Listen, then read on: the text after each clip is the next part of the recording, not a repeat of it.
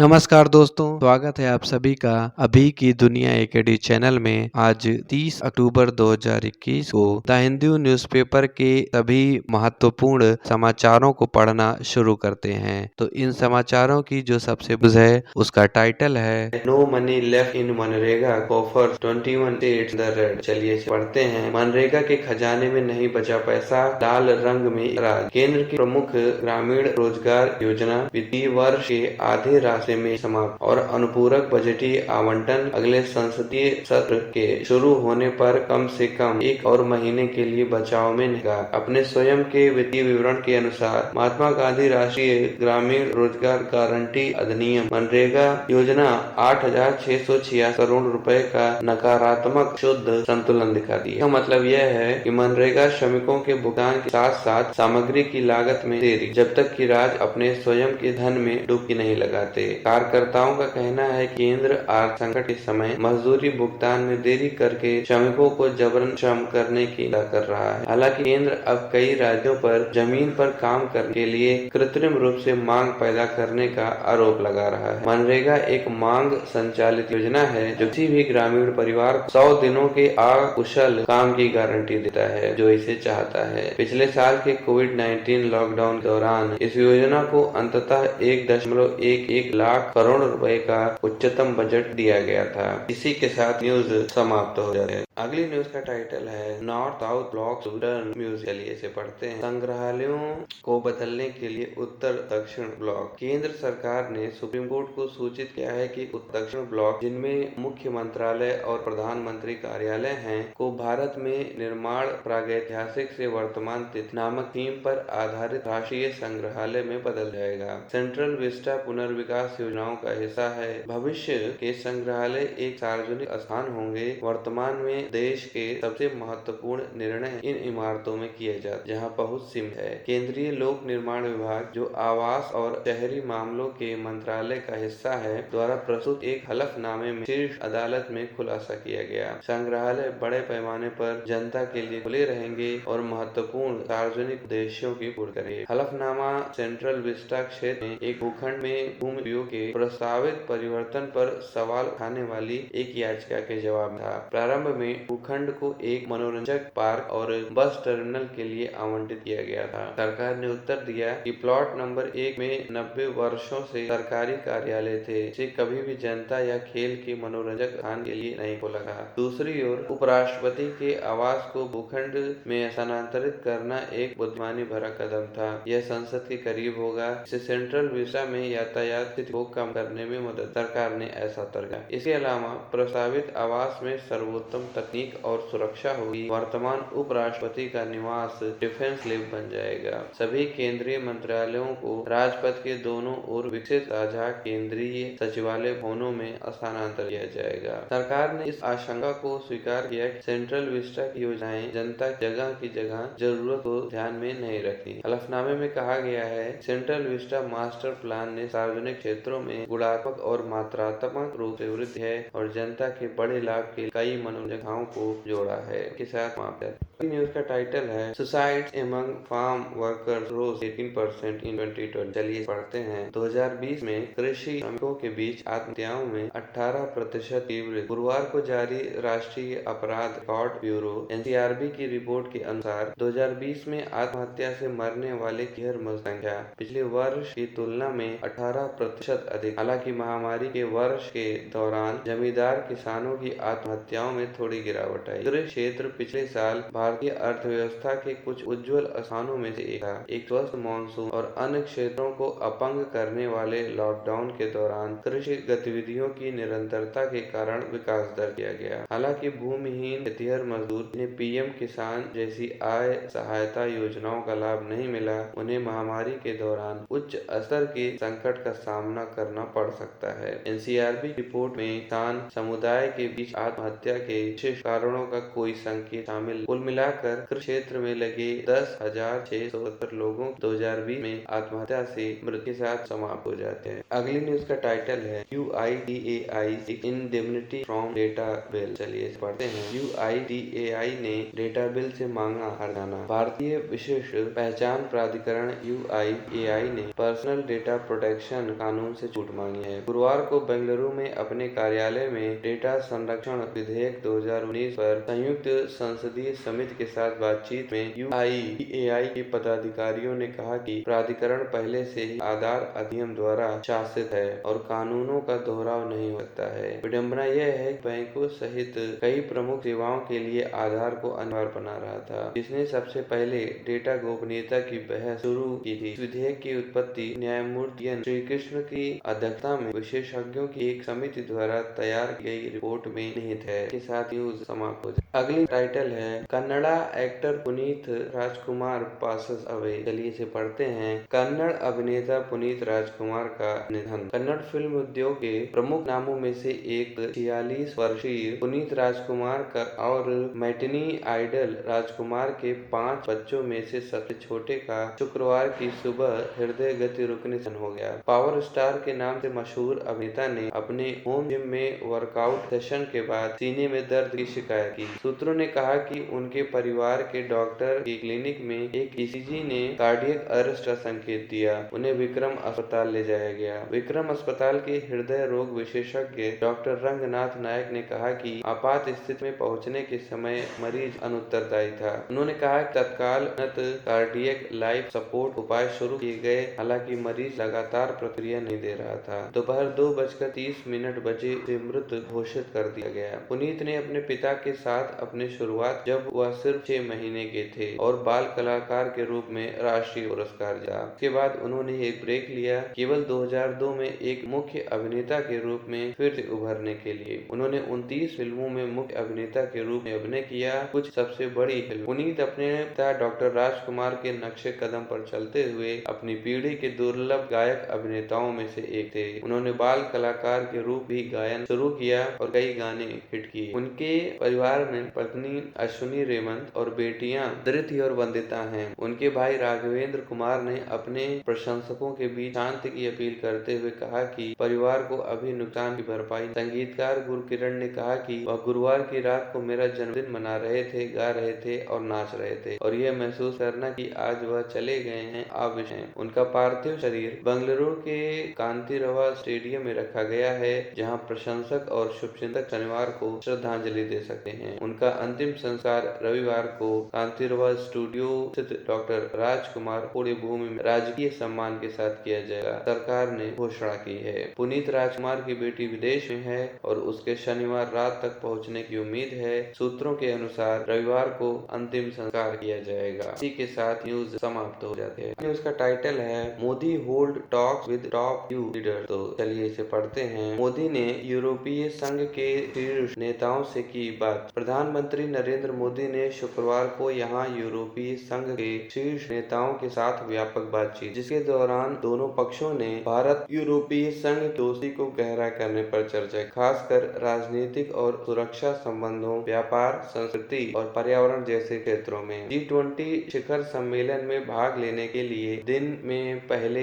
यहां पहुंचे प्रधानमंत्री मोदी ने रोम में अपने आधिकारिक कार्यक्रमों की शुरुआत यूरोपीय परिषद के अध्यक्ष चार्ल्स मिशेल और यूरोपीय आयोग के अध्यक्ष उर्सुला वॉन डेर लेयन के साथ उत्पादक बातचीत के साथ। बाद में श्री मोदी ने यहां 16वें G20 शिखर सम्मेलन के इतर यूरोपीय संघ के नेताओं के साथ अपनी बैठक को अद्भुत बताया। मोदी ने ट्वीट किया @कमीशन के अध्यक्ष @वॉन्डर लेयन और यूको प्रेसिडेंट चार्ल्स मिशेल के साथ शानदार मुलाकात। हमने भारत यूरोपीय संघ की दोस्ती को गहरा करने पर व्यापक बातचीत, विशेष रूप से व्यापार, वाणिज्य, संस्कृति और पर्यावरण जैसे क्षेत्रों में, श्री मोदी ने ट्वीट किया। एक ट्वीट में यूरोपीय परिषद के अध्यक्ष मिशेल ने कहा कि भारत को हरित संक्रमण में महत्वपूर्ण भूमिका निभानी है। हरित संक्रमण में भारत की एक महत्वपूर्ण भूमिका है। हमने वैश्विक स्वास्थ्य और महामारी से लड़ने मजबूत यूरोपीय संघ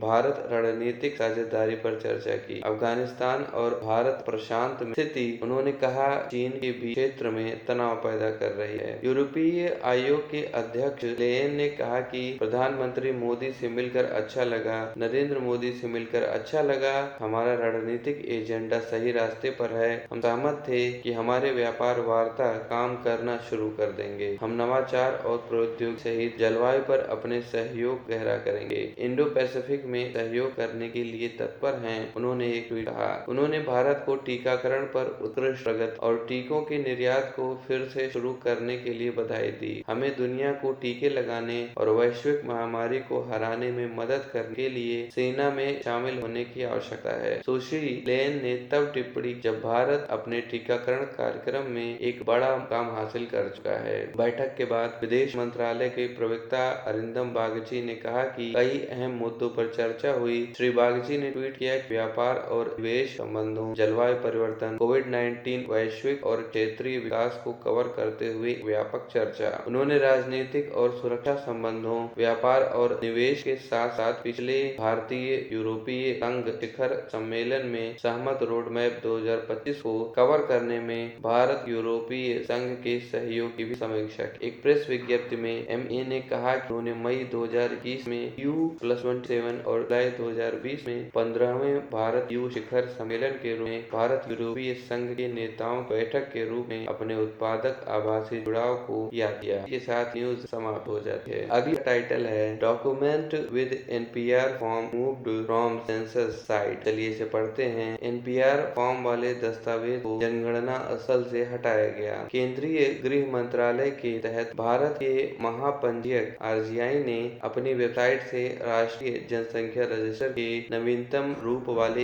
एक दस्तावेज को खींच लिया। 18 अगस्त को एक ऑनलाइन प्रणाली के माध्यम से उत्पन्न NPR अनुसूची यानी कि फॉर्म एक हैंडबुक भारत की जनगणना 2001 प्रधान या जिला जनगणना अधिकारियों और प्रभारी अधिकारियों के बीच हैंडबुक का हिस्सा थी, जिसे सभी राज्यों के साथ साझा किया था। 26 अक्टूबर को द हिंदू द्वारा रिपोर्ट किए जाने के बाद फॉर्म में मातृभाषा, पिता और माता का जन्म स्थान और निवास का अंतिम स्थान जैसे विवादास्पद प्रश्न हैंडबुक को वेबसाइट censorindia.gov.in से हटा दिया गया है। हालांकि गृह मंत्रालय के एक अधिकारी ने शुक्रवार को कहा कि NPR प्रोफार्मा को अंतिम रूप दिया जाना बाकी है। हालांकि NPR को पहली बार 2010 में संकलित किया गया था और 2015 में अपडेट किया गया था। नए प्रश्न सितंबर 2019 में एक परीक्षण अभ्यास के दौरान जोड़े गए थे। कुछ राज्यों और नागरिक समूहों द्वारा इस अभ्यास का विरोध किया गया है क्योंकि NPR नागरिकता नियम 2003 के अनुसार भारतीय नागरिकों के राष्ट्रीय रजिस्टर NRC के संकलन की दिशा में पहला कदम है। NPR में पहले से ही 119 करोड़ निवासियों का डेटाबेस है। NPR को पहले चरण की जनगणना के साथ आयोजित किया जाना है। हाउस लिस्टिंग और हाउसिंग सेंसस और NPR अपडेट अप्रैल-सितंबर 2020 से एक साथ आयोजित किए जाने थे, लेकिन कोविड-19 महामारी के कारण इस अभ्यास को अनिश्चित काल के लिए स्थगित कर दिया गया था। नई तारीखों की घोषणा अभी बाकी है। जनवरी 2020 में राजस्थान के मुख्य सचिव DB गुप्ता ने दिल्ली में RGI द्वारा बुलाई गई एक बैठक में भाग लेते हुए कहा था कि कई राज्यों ने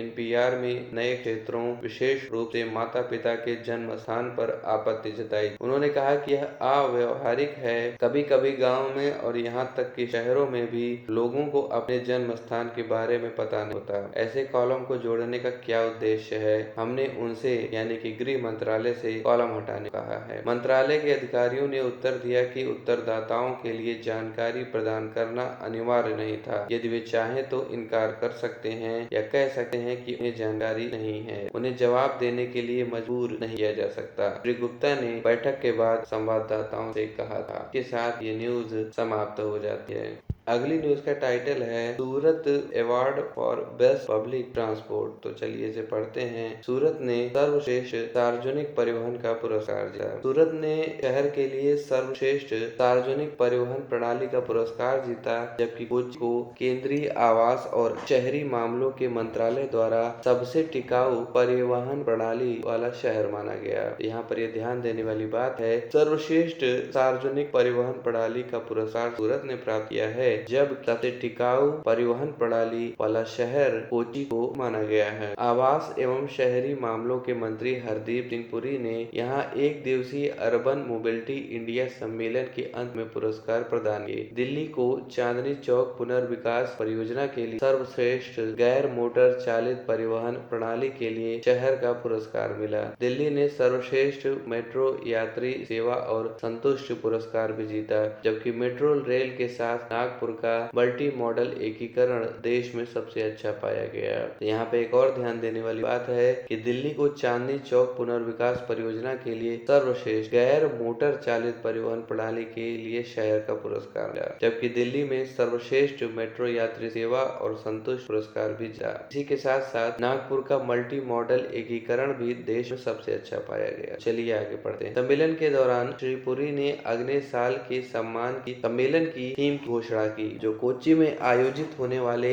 आजादी @75 सस्टेनेबल आत्मनिर्भर शहरी गतिशीलता के रूप में 15वां संस्करण होगा। इससे पहले दिन श्री पुरी ने सम्मेलन का उद्घाटन किया, जो कोविड-19 महामारी के कारण दूसरे वर्ष ऑनलाइन आयोजित किया गया था। श्री पुरी ने कहा कि दुनिया की शहरी आबादी के 2000 तक 60% तक बढ़ने की उम्मीद थी, जो 2020 में 56% और इस वृद्धि का लगभग 90% एशिया और अफ्रीका में होने की उम्मीद। उन्होंने कहा कि सतत विकास लक्ष्यों के 2030 एजेंडे को प्राप्त करने के लिए सतत गतिशीलता और सार्वभौमिक पहुंच की आवश्यकता महत्वपूर्ण थी। जर्मनी के ट्रांसफॉर्मेटिव अर्बन मोबिलिटी इनिशिएटिव के प्रमुख डेनियल मोजर ने अपने मुख्य भाषण में कहा कि दुनिया के पास जरूरी मुद्दों को हल करने के लिए 15 साल हैं। उन्होंने कहा कि 21वीं सदी के पहले 3 दशकों में पूरे इतिहास की तुलना में अधिक शहरी क्षेत्रों का निर्माण किया जाएगा। उन्होंने कहा कि शहरी परिवहन वैश्विक जलवायु एजेंडे का मेक और ब्रेक है।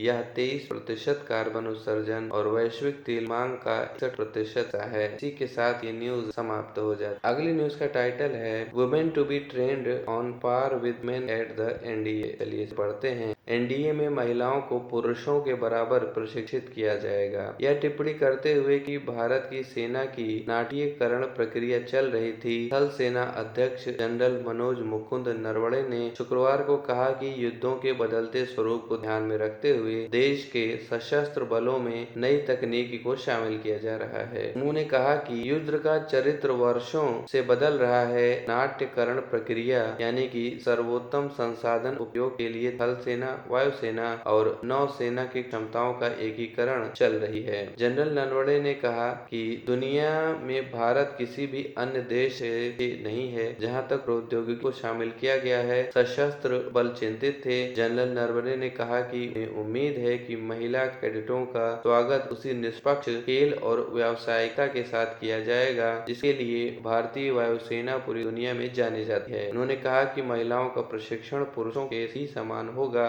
वह यहाँ राष्ट्रीय रक्षा अकादमी एनडीए के 141वें पाठ्यक्रम की पासिंग आउट परेड की समीक्षा करने के बाद बोल रहे थे। इसी के साथ ये न्यूज समाप्त हो जाती है। अगली न्यूज का टाइटल है एनओसी मस्ट फॉर एडमिशन पाक एआई। चलिए पढ़ते हैं। पाक में दाखिले के लिए एनओसी जरूरी। एआई अखिल भारतीय तकनीकी शिक्षा परिषद AICTE ने कहा है कि भारतीय नागरिकों और भारत के प्रवासी नागरिकों OCI को पाकिस्तान में इंजीनियरिंग और प्रौद्योगिकी पाठ्यक्रमों में प्रवेश से पहले अनापत्ति प्रमाण पत्र एनओसी प्राप्त करने की आवश्यकता है। तकनीकी शिक्षा नियामक ने कहा कि इच्छुक छात्र परिषद द्वारा निर्दिष्ट प्रारूप में मंजूरी की आवेदन करें। परिषद ने छात्रों को विदेशी विश्वविद्यालयों में आवेदन करने से पहले डिग्री की वैधता सुनिश्चित करने के लिए आगाह किया है। इसके साथ न्यूज समाप्त हो जाती है। आगे बढ़ने से पहले मैं कहना चाहूंगा कि अगर अभी तक आपने चैनल को सब्सक्राइब नहीं किया है तो अभी के अभी सब्सक्राइब कर लें और साथ ही साथ हमारे टेलीग्राम चैनल को ज्वाइन करने का लिंक नीचे कमेंट और डिस्क्रिप्शन दोनों ही सेक्शंस में दिया गया है, तो आप वहां पे जा करके हमारे टेलीग्राम चैनल को ज्वाइन कर सकते हैं। चलिए बढ़ते हैं अगले न्यूज की ओर। अगली न्यूज का टाइटल है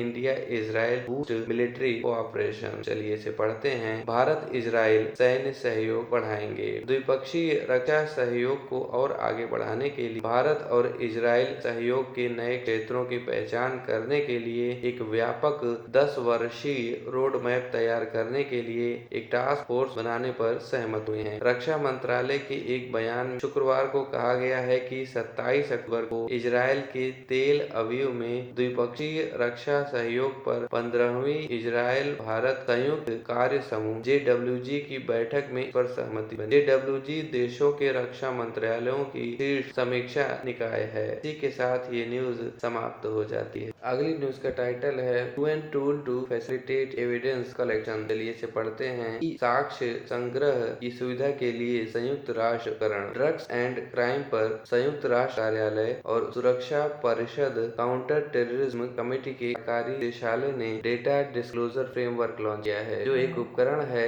जो आतंकवाद की जांच के लिए विदेशी आपराधिक न्याय अधिकारियों से डेटा अनुरोधों का जवाब देने के लिए विकसित प्रथाओं की रूपरेखा तैयार करता है। इसी के साथ ये न्यूज समाप्त हो जाती है। अगली न्यूज का टाइटल है experts to wait and watch for Covaxin WHO approval. चलिए इसे पढ़ते हैं। ऐसी कोवैक्सीन WHO की मंजूरी के लिए इंतजार करना और देखना पसंद करता है। सुप्रीम कोर्ट ने शुक्रवार को इंतजार करने और यह देखने का फैसला किया कि क्या विश्व स्वास्थ्य संगठन WHO भारत बायोटेक के कोवैक्सीन को आपातकालीन उपयोग की अनुमति देता है। इससे पहले कि कोवैक्सीन का टीका लगाने वाले लोगों को कोविशील्ड की 2 खुराक देने की अनुमति देने की याचिका पर विचार किया जाए। DY चंद्रचूड़ और BV नागरत्ना की बेंच ने याचिकाकर्ता पर्सन कार्तिक शाह से कहा कि आइए देखते हैं कि WHO से प्राधिकरण आता है या नहीं। हालांकि अदालत मामले में हस्तक्षेप करने को लेकर संशय में थे। आप चाहते हैं कि हम उन लोगों को आदेश दें जिन्होंने कोवैक्सीन लगवाया था या कोविशील्ड? पूरी तरह से टीकाकरण वाले लोगों का टीकाकरण हम लोगों के जीवन के साथ नहीं खेल सकते। याचिकाकर्ता ने कहा कि छात्र और पेशेवर हर दिन भारत से बाहर जाते हैं। यदि उन्हें कोवैक्सीन का टीका लगाया गया था तो उन्हें विदेश में क्वारंटीन में रहने के लिए मजबूर किया गया था। न्यायमूर्ति चंद्रचूड़ ने कहा कि अदालत को बाजार के लिए दूसरे से लड़ने के लिए प्रतिस्पर्धियों के लिए मंच नहीं बनाया जाएगा। अपनी याचिका में श्री शाह ने कहा कि सरकार कोवैक्सीन को बाजार में उपयोग के लिए लाने के समय जनता को यह बताने में विफल रही कि इसे WHO द्वारा अनुमोदित नहीं किया गया है और इसने अनुमोदन के लिए एक आवेदन भी प्रस्तुत नहीं किया था। यह अप्रैल 2021 तक देर से प्रस्तुत किया गया था। 1 मई तक सरकार ने लोगों को अपना टीका चुनने की अनुमति नहीं दी। श्री शाह ने के साथ ये समाप्त हो जाता। अगली न्यूज का टाइटल है Assam women get foreigners tribunal response. चलिए इसे पढ़ते हैं। असम की महिला को एक बार फिर फॉरेनर्स ट्रिब्यूनल का नोटिस। पश्चिमी असम के बोगाई गांव में एक फॉरेनर्स ट्रिब्यूनल ने एक महिला को अपनी नागरिकता साबित करने का नोटिस जारी किया है, जिसे उसने 2 साल से अधिक समय पहले भारतीय नागरिक घोषित किया था। बोगाई गांव स्थित FT नंबर 1 ने मार्च 2019 में बोगाई गांव जिले के नंबर 2 जामदोहा गांव की भारत सरकार 1971 या किसी अन्य धारा के बाद धारा का विदेशी नहीं होने के रूप में घोषित किया था। असम पुलिस की सीमा शाखा ने उसके बांग्लादेशी नागरिक होने का संदेह करते हुए जुलाई 2005 में उसके मामले को FT के पास भेज दिया था। असम में विदेशियों को असम समझौते के आधार पर निर्धारित किया जाता है, जो 24 मार्च 1971 के बाद अवैध रूप से राज्य में प्रवेश करने वाले लोगों का पता लगाने, हिरासत में लेने और निर्वासन की मांग करता है। लेकिन FT ने सीमा पुलिस जांच के आधार पर 30 सितंबर को उसे फिर से नोटिस जारी किया है, जिसमें कहा गया था कि उसने अवैध रूप से असम में प्रवेश किया था। अखिल असम बंगाली ओकिया मंच के महासचिव अमृतलाल दास ने कहा कि यह उत्पीड़न का एक स्पष्ट मामला है। एक भारतीय महिला के रूप में स्थापित एक भारतीय महिला को फिर से एक संदिग्ध विदेशी के रूप में नोटिस कैसे दिया जा सकता है। बोगाई गांव के SP स्वप्निल डेका ने कहा कि एक ही व्यक्ति को 2 साल में 2 बार नोटिस देना लापरवाही का मामला हो सकता है। मामले का निपटारा किया जा सकता है यदि नोटिस के जवाब के साथ पहले के आदेश की एक प्रति संलग्न है। वरिष्ठ पुलिस अधिकारियों ने कहा कि ऐसे मामले सामने आए हैं जहां किसी व्यक्ति वोटर यानी संदिग्ध मतदाता या संदिग्ध देशी नोटिस 3 बार से अधिक जारी किया गया था। लक्ष्यों को प्राप्त करने का दबाव प्राथमिक कारण बताया जाता है। के साथ ये न्यूज समाप्त हो जाती है। अगली न्यूज का टाइटल है नेशनल PCV ड्राइव लॉन्च। पढ़ते हैं। राष्ट्रव्यापी PCV ड्राइव लॉन्च। केंद्रीय स्वास्थ्य मंत्री डॉक्टर मनसुख मंडाविया ने शुक्रवार को आजादी का अमृत महोत्सव के एक भाग के रूप में यूनिवर्सल इम्यूनाइजेशन प्रोग्राम UIP के तहत pneumococcal 13 valent conjugate vaccine PCV के राष्ट्रव्यापी विस्तार का शुभारंभ किया। उन्होंने जागरूकता पैदा करने के लिए पीसीवी पर संचार और जागरूकता पैकेज भी जारी किए। उन्हें आगे के अनुकूलन और उपयोग के लिए सभी राज्यों और केंद्र शासित प्रदेशों के साथ साझा किया जाएगा। यह देश में पहली बार था कि पीसीवी सार्वभौमिक उपयोग के लिए उपलब्ध होगा।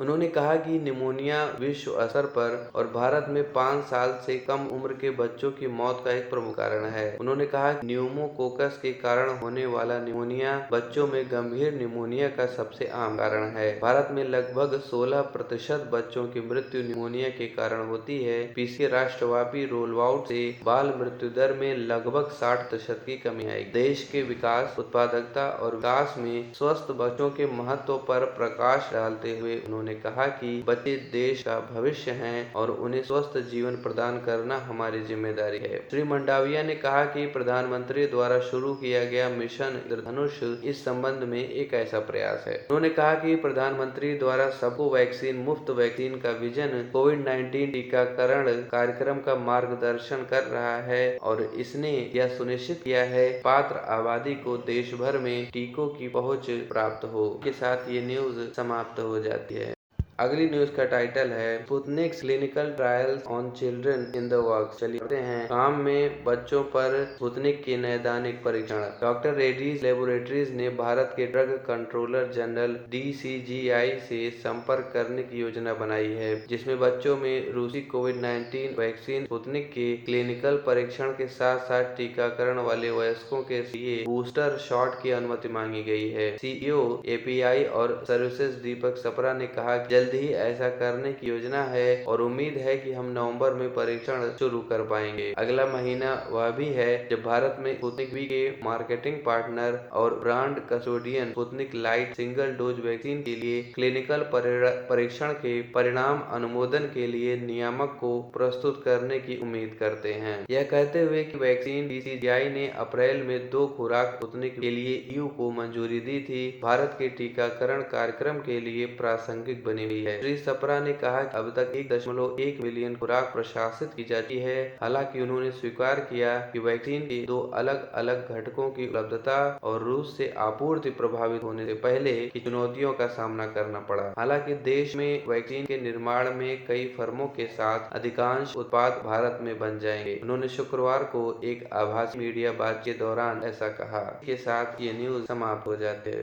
इसका टाइटल है ensure Afghan soil is not use for terror US Airtel Taliban. चलिए पढ़ते हैं। सुनिश्चित करें कि अफगानिस्तान की धरती का इस्तेमाल आतंक के लिए ना हो, अमेरिका भारत ने तालिबान से कहा। भारत और अमेरिका ने तालिबान से यह सुनिश्चित करने का आह्वान किया है कि अफगानिस्तान को आतंकवादियों के लिए एक सुरक्षित पनाहगाह के रूप में इस्तेमाल नहीं किया जाए, क्योंकि दोनों देशों के अधिकारियों ने आतंकवाद से निपटने के लिए अपने सहयोग का विस्तार करने के लिए आतंकवाद विरोधी पर अपनी संयुक्त वार्ता समाप्त। बैठक के बाद यहां जारी एक संयुक्त बयान में कहा गया है कि भारतीय और अमेरिकी पक्षों ने लश्कर-ए-तैयबा और जैश-ए-मोहम्मद जैसे संयुक्त राष्ट्र सुरक्षा परिषद द्वारा प्रतिबंधित सभी आतंकवादी समूहों के खिलाफ ठोस कार्रवाई का आह्वान किया। अमेरिका भारत व्यापक वैश्विक रणनीतिक साझेदारी के तहत एक महत्वपूर्ण स्तंभ के रूप में आतंकवाद विरोधी सहयोग पुष्टि करते हुए दोनों पक्षों ने कानून प्रवर्तन, सूचना साझाकरण, सर्वोत्तम प्रथाओं के आदान प्रदान और आतंकवाद विरोधी चुनौतियों पर रणनीतिक अभिसरण पर सहयोग का और विस्तार करने का संकल्प किया। यहाँ 26 और 27 अक्टूबर को हुई बैठक के दौरान अमेरिका ने आतंकवाद के खिलाफ लड़ाई में लोगों और भारत सरकार के साथ खड़े होने की अपनी प्रतिबद्धता दोहराई। उन्होंने तालिबान से यह सुनिश्चित करने का आह्वान किया कि अफगानिस्तान को आतंकवादियों के लिए सुरक्षित पनाहगाह के रूप में इस्तेमाल न किया जाए। संयुक्त अमेरिका भारत के बयान के अनुसार दोनों देशों ने अपने सभी रूपों में आतंकवादी पर्दे के पीछे और सीमा पार आतंकवाद के किसी भी उपयोग की कड़ी निंदा की और 26/11 के मुंबई हमले के अपराधियों को न्याय के दायरे में लाने का आह्वान किया। बयान में कहा गया है कि UNSC प्रस्ताव 2593 के तहत दोनों पक्षों ने तालिबान से यह सुनिश्चित करने का आह्वान किया है कि अफगान क्षेत्र का इस्तेमाल फिर कभी किसी देश को धमकाने या हमला करने, आतंकवादियों को पनाह देने या प्रशिक्षित करने या आतंकवादी हमलों की योजना या वित्त पोषण के लिए नहीं किया जाए। दोनों पक्षों ने अफगानिस्तान में विकास और वहां से उत्पन्न होने वाले संभावित आतंकवादी खतरों पर निकट परामर्श जारी रखने के लिए प्रतिबद्ध किया। उन्होंने नार्को आतंक नेटवर्क और ट्रांस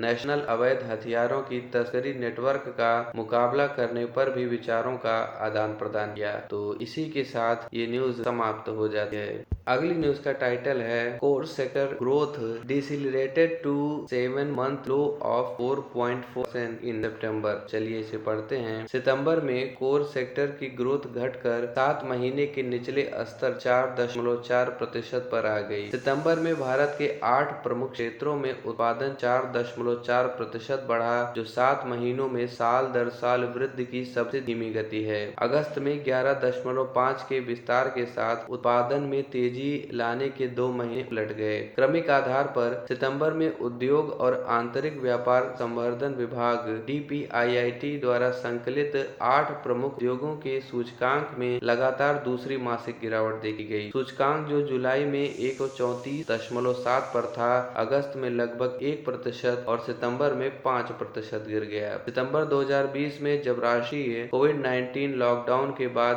अर्थव्यवस्था काफी हद तक खुल गई थी, कोर सेक्टर का उत्पादन 0.6% बढ़ा था, जबकि 5 क्षेत्रों ने पिछले महीने अलग अलग साल दर साल वृद्धि दर्ज की। कच्चे तेल का उत्पादन 1.7% और उर्वरक और बिजली मुश्किल से सकारात्मक क्षेत्र में रहे, जो कि क्रमशः 0.02% और 0.3% की वृद्धि दर के साथ थे। 2020 में 10.6% संकुचन के बाद सितंबर में प्राकृतिक गैस का उत्पादन 27.5% बढ़ा, जबकि एक साल पहले 3.4% की गिरावट के बाद सीमेंट उत्पादन में 10.8% की वृद्धि हुई। यहाँ तक कि कोयले की आपूर्ति बिजली और धातु उत्पादकों के लिए चिंता का विषय बनी हुई है। लेकिन आंकड़ों से पता चलता है कि पिछले महीने कोयले का उत्पादन 8.1% बढ़ा और सितंबर 2020 में उत्पादन में 21% की वृद्धि के बावजूद अगस्त 2021 में कोयले के उत्पादन में 20.5% की वृद्धि। अर्थशास्त्रियों ने कहा कि भारी बारिश ने खनन, निर्माण और बिजली की मांग को प्रभावित किया है, यह कहते हुए कि क्रमिक वृद्धि में सुधार होगा, जबकि अक्टूबर में साल दर साल वृद्धि इस सीमा में रहने की संभावना है। ICRA के मुख्य अर्थशास्त्री अदिति नायर ने कहा कि उत्साहजनक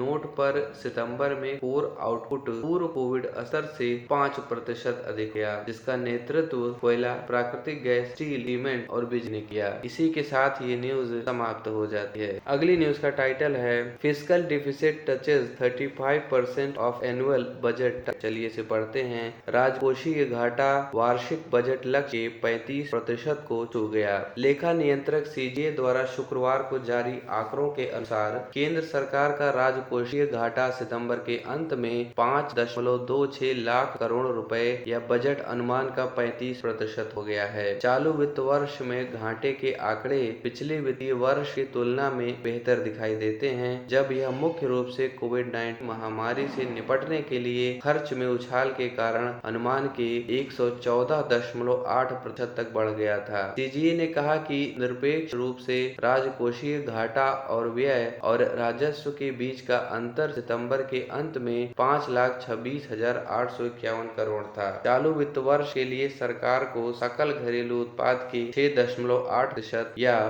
15,06,812 करोड़ रुपए के घाटे की उम्मीद है। आंकड़ों के अनुसार सितंबर तक केंद्र की कुल प्राप्तियां 10.99 लाख करोड़ रुपए या संबंधित बजट अनुमान की FY22 का 56.8% थी। एक साल पहले कुल प्राप्तियां B का 25.2% थी। कुल प्राप्तियों में से कर राजस्व 9.2 लाख करोड़ रुपए या BE का 59.6% था, जबकि एक साल पहले यह 28% था। CGA ने आगे कहा कि पहली तिमाही के अंत में केंद्र का कुल खर्च था 16.26 लाख करोड़ रुपए या चालू वित्त वर्ष के B का 46.7%। कुल व्यय में से 13,96,666 करोड़ रुपए राजस्व खाते में और 2,30,351 करोड़ रुपए पूंजी खाते में थे। ब्याज भुगतान में 3,63,000 61,757 करोड़ रुपए और 1,80,959 करोड़ रुपए प्रमुख सब्सिडी के कारण थे। तो इसी के साथ ये न्यूज समाप्त हो जाते हैं। अगली न्यूज का टाइटल है Apple doubled business in India in FY21 को। चलिए पढ़ते हैं। वित्त वर्ष 2011 में एप्पल ने भारत में दोगुना किया कारोबार को। भारत मुख्य कार्यकारी टीम कुक ने कहा कि वित्त वर्ष 2021 के दौरान प्रौद्योगिकी प्रमुख एप्पल ने भारत में कारोबार को दोगुना कर दिया। श्री कुक ने गुरुवार को कंपनी की चौथी तिमाही के आय सम्मेलन के दौरान कहा कि वित्त वर्ष 2021 के दौरान हमने उभरते बाजारों से अपने राजस्व का लगभग 1/3 अर्जित किया और भारत और वियतनाम में अपने कारोबार को दोगुना कर दिया। उन्होंने कहा कि हम भविष्य के बारे में आशावादी हैं, खासकर जब हम अपने नए उत्पादों की मजबूत मांग को देखें। CEO ने कहा कि कंपनी ने सभी उत्पाद श्रेणी और हर भौगोलिक क्षेत्र में 20% से अधिक की वृद्धि हासिल की है। इस वित्तीय वर्ष में हमने $366 बिलियन का राजस्व दर्ज किया, जो कि 33% वार्षिक वृद्धि का प्रतिनिधित्व करता है। गुरुवार को जारी काउंटर पॉइंट रिसर्च एक रिपोर्ट के अनुसार एप्पल भारत में जुलाई-सितंबर 2020 तिमाही में सबसे तेजी से बढ़ते ब्रांड के रूप में उभरा, जिसमें 212% की वृद्धि हुई और 44% हिस्सेदारी के साथ प्रीमियम स्मार्टफोन बाजार का नेतृत्व किया। तो इसके साथ ये न्यूज समाप्त हो जाती है। अगली न्यूज का टाइटल है Jio phone next to hit stores on Deepawali. चलिए इसे पढ़ते हैं। जियो फोन दीपावली पर स्टोर्स पर दस्तक देगा। रिलायंस इंडस्ट्रीज लिमिटेड RIL के जियो प्लेटफॉर्म और गूगल ने शुक्रवार को घोषणा की कि दोनों कंपनियों द्वारा संयुक्त रूप से डिजाइन किया गया जियो फोन नेक्स्ट स्मार्टफोन दीपावली से देश भर के स्टोर पर उपलब्ध कराया जाएगा। दोनों कंपनियों ने एक संयुक्त बयान में कहा कि यह दुनिया में कहीं भी सबसे किफायती स्मार्टफोन होगा, जिसकी एंट्री कीमत 1,999 रुपए होगी और बाकी का भुगतान 18 या 24 महीनों में आसान EMI के जरिए किया जाएगा। तो इसी के साथ ये न्यूज समाप्त हो जाती है। अगला टाइटल है wheels India net more than double two 21 crore. तो चलिए इसे पढ़ते हैं। व्हील्स इंडिया का नेट दोगुना से अधिक 21 करोड़ रुपए हुआ। व्हील्स इंडिया लिमिटेड WIL ने चालू वित्त वर्ष के लिए पूंजीगत व्यय योजनाओं को 37% बढ़ाकर 136 करोड़ रुपए कर दिया है, ताकि कंपनी की पिछली तिमाही में दोगुने से अधिक लाभ की सूचना के बाद मजबूत निर्यात मांग में मदद मिल सके। श्रीवत्स राम MD ने कहा कि हमने निर्यात में लगातार 6 तिमाहियों में वृद्धि देखी है। निर्यात में यह प्रवृत्ति जारी रहने की संभावना है। उन्होंने आगे कहा कि हमारा अभी निर्यात कुल बिक्री का 25% है। हमें उम्मीद है कि चालू वित्त वर्ष के अंत तक यह 30% तक पहुंच जाएगा। निर्यात और घरेलू बाजारों के लिए मांग का दृष्टिकोण व्यापक रूप से सकारात्मक है। ऑटो पार्ट्स निर्माता ने मार्च में पूंजीगत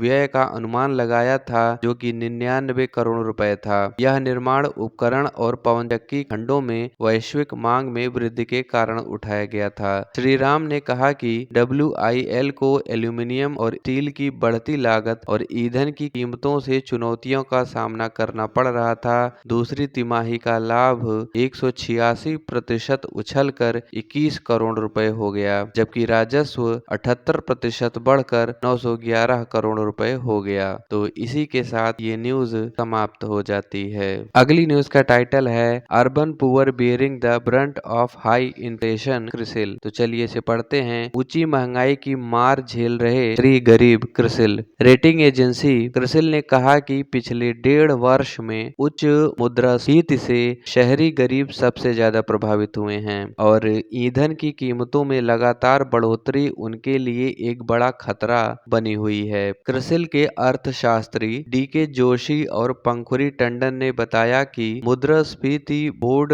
भर में क्रय शक्ति को कम करती है। विभिन्न आय वर्गों पर प्रभाव अलग अलग कमोडिटी समूहों पर खर्च के उनके हिस्से के साथ भिन्न होता है। उन्होंने खर्च करके जनसंख्या को 3 समूहों में विभाजित किया और उनके द्वारा उपभोग की जाने वाली वस्तुओं में मुद्रास्फीति का मानचित्रण किया। उन्होंने पाया कि ग्रामीण भारत में सभी आय समूहों में मुद्रास्फीति का अनुभव समान था, लेकिन शहरी गरीबों को पिछले साल के साथ साथ इस साल की पहली तिमाही में दोहरी मार झेलनी पड़ी। वित्त वर्ष 2011 में शहरी भारत से नीचे 20% आय अर्जित करने वालों ने 7% मुद्रास्फीति का अनुभव किया, जबकि यह शीर्ष 20% के लिए 6.4% और बाकी के लिए 6.8% था। वित्त वर्ष 2012 की पहली छमाही में यह अंतर कम हो गया, लेकिन शहरी गरीबों ने 5.6% की मुद्रास्फीति का अनुभव किया, जबकि शीर्ष के लिए यह 5.4% था। अनाज, ईंधन और सब्जियां ग्रामीण और शहरी दोनों क्षेत्रों में सबसे गरीब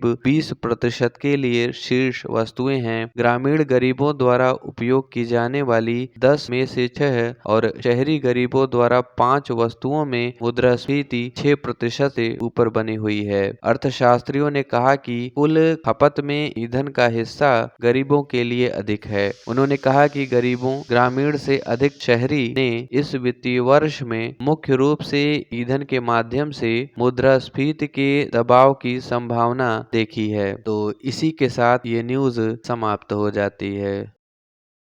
अगली न्यूज का टाइटल है centre x tends Das tenure for 3 more year. चलिए पढ़ते हैं। केंद्र ने दास का कार्यकाल 3 साल और बढ़ाया। सरकार ने गुरुवार देर रात एक आदेश के जरिए भारतीय रिजर्व बैंक के गवर्नर शक्तिकांत दास का कार्यकाल 3 साल के लिए बढ़ा दिया। तो इसी के साथ 30 अक्टूबर 2021 के द हिंदू न्यूज़पेपर के सभी महत्वपूर्ण समाचारों की समाप्ति हो जाती है। वीडियो को अधिक से अधिक लाइक और कमेंट करते हुए शेयर कीजिएगा। साथ ही साथ हमारे चैनल को सब्सक्राइब करते हुए बेल नोटिफिकेशन को भी ऑन कर दीजिए, ताकि आने वाली वीडियोस की नोटिफिकेशंस आपको टाइम टू टाइम मिलती रहें। और साथ ही साथ हमारे टेलीग्राम चैनल को ज्वाइन करने का लिंक कमेंट और डिस्क्रिप्शन दोनों ही सेक्शंस में दिया गया है, तो आप वहां पे जा करके हमारे टेलीग्राम चैनल ज्वाइन कर सकते हैं। आज के लिए फिलहाल इतना ही। मिलेंगे आपसे अगले वीडियो में, तब तक के लिए धन्यवाद और नमस्कार।